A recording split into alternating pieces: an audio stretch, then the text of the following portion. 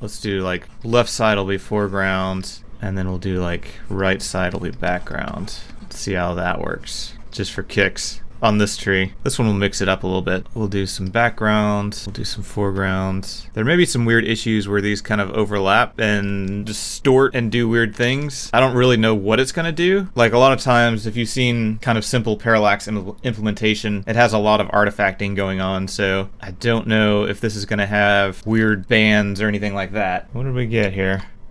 Ooh. Well, it stays connected, but it does look a little bit funky there. And that's just going to be with extreme angles. Oh, that one bends a little bit weird. I don't know about this. I think the distortion makes it more obvious that there's different parallax layers. And I don't know that there's a way to do that without having the distortion. And it's in world space, it works fine. This is the case we've got here. But if we're over here and we rotate this at some arbitrary angle, this normal is not in world space anymore. So we basically need to take this and convert it into this space. So the camera's still in the same relative position, but the normal is in, yeah. Because obviously this vector is not the same. This vector is not the same as that vector. We need to take this vector and then convert it into that vector. So relative to normal space of the particular polygon we're looking at. I would think if we do the inverse of the world matrix, I gotta convert that into vec4, and we only want the rotation, so we're gonna put 0 for the fourth element there. So I'm like dead center. I've got magenta, blue, cyan. Okay, so magenta, blue, cyan. So that, I swear I did this though, and this didn't work. I swear I did this exact thing. So what happens if we turn off our debug stuff? That's working, right? I swear I did this when we were trying to do this before, and it didn't work. Obviously I did something wrong. Because I swear that was like one of the first things I tried. Just convert it from world space to model view space. So this one's good. This is the one that's facing toward the camera. And even if I rotate it, it stays good. This one is not good.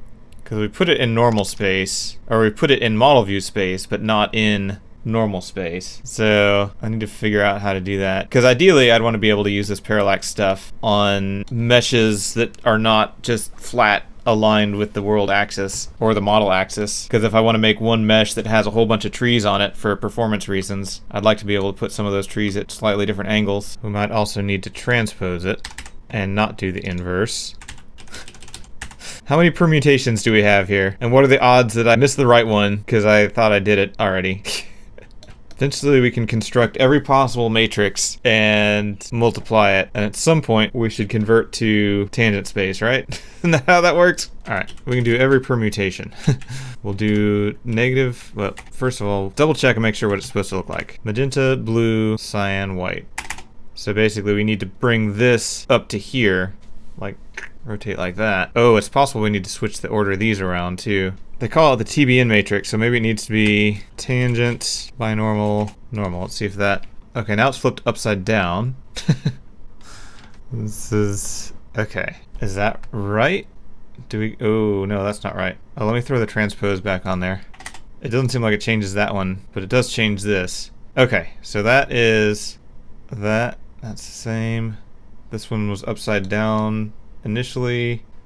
That just had upside down textures, so maybe that's fine. So maybe this works. I don't know if I have really strong confidence in this. There's only so many different matrices we can compose with the tangent, binormal, and normal. And this seemed to be the one that worked. Let's see. Okay, that works. And it looks like it's working on the sides as well. Look at this. Look at this. Isn't that a beauty? It even works on the upside down stuff. Just through trial and error.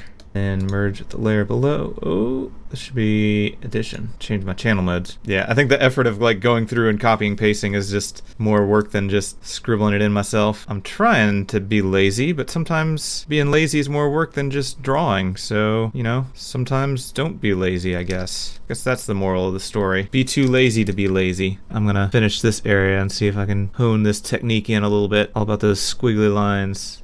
Let's see, I drew that one before. I learned the squiggly line secret.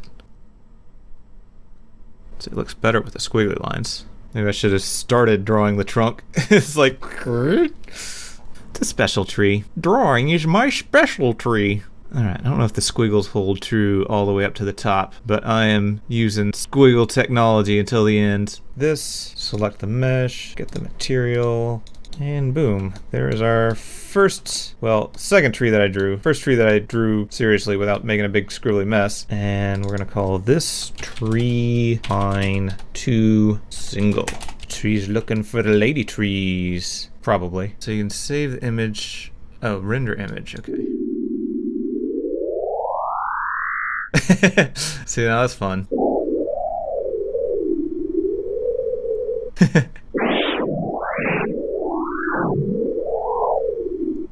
So we can do all kinds of crazy sound synthesis with this.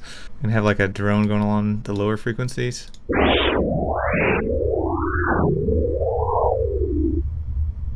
I'm curious how you get these patterns. Oh, okay, I see it. Applies it to your stuff. Okay.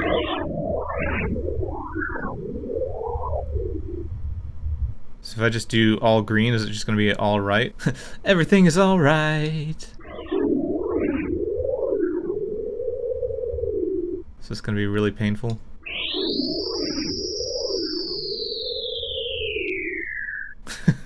So this can do like a fade.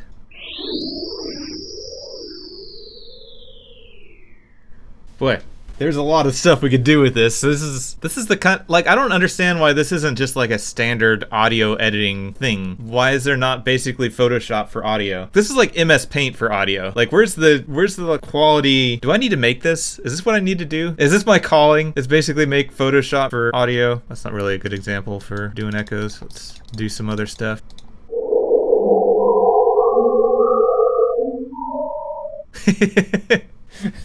Very Star Trek. Yeah, it kind of is, isn't it?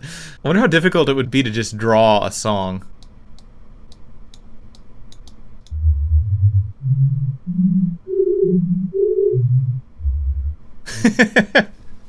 Not my finest work, but you know, I'm no Mozart. It looks like we need to be a little bit higher up on this graph.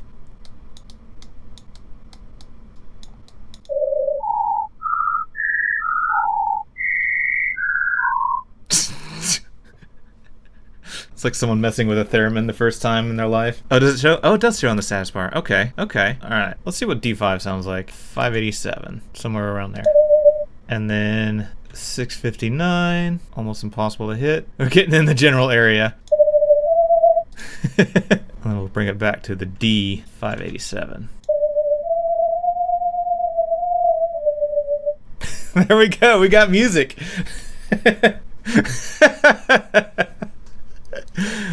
I got the drop right here. Actually, we need to fade that out. Boom.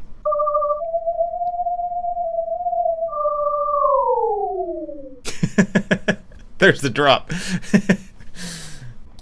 This could be loud and painful, so prepare your ears, and here we go.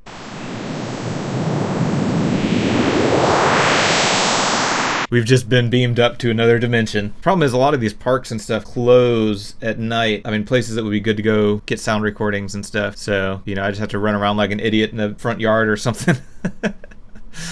Trying to get sounds. The sacrifices we make. Well, officer, there was a lot of grass involved. No, not that kind of grass.